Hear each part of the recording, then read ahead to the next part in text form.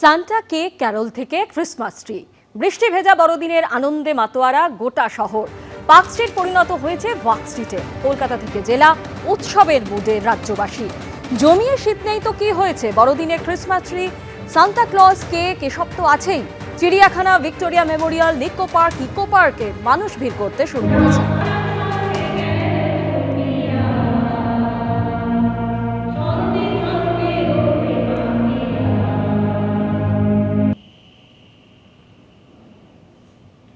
পিতা পুত্র পবিত্র আত্মার নামে।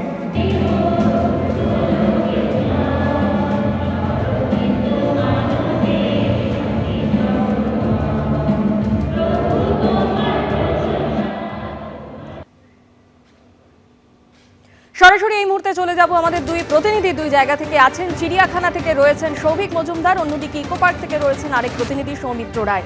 চিড়িয়াখানায় রয়েছেন সৌভিক, যেটা জানতে চাইবো, যদিও বৃষ্টি ভেজা সকাল কিন্তু দিনটা বড়দিন, সেই জায়গা থেকে রাজ্যবাসী কতটা উৎসবের মুডে রয়েছে, কি ছবি দেখতে পাচ্ছেন?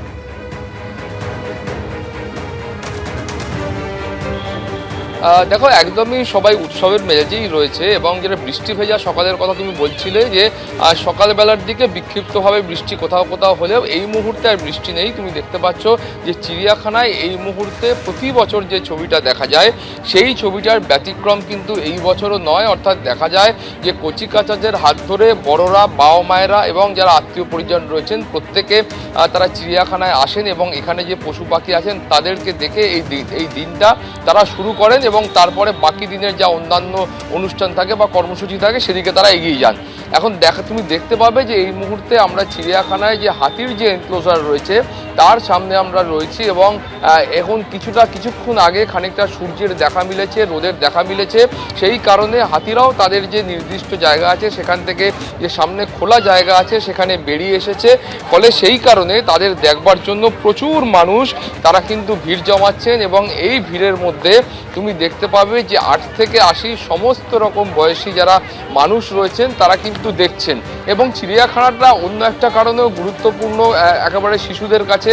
তার কারণ তুমি জানো যে এই যারা শিশুরা রয়েছে তারা বইয়ের পাতাতে সাধারণভাবে বা মোবাইলের পর্দায়, টিভির পর্দায় তারা এই ধরনের জীবজন্তু তারা দেখে থাকে, কিন্তু একেবারে চোখের সামনে দেখা সেটার অনুভূতিটা একটা আলাদা।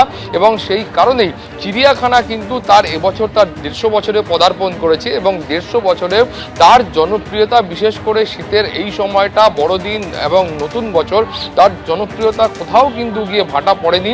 এবং প্রত্যেক বছর আমরা যে ছবি দেখতে পাই সেই ছবির ব্যতিক্রম কিন্তু এই বছরও হয়নি। চিড়িয়াখানা আপনাদের সামনে তুলে ধরলাম।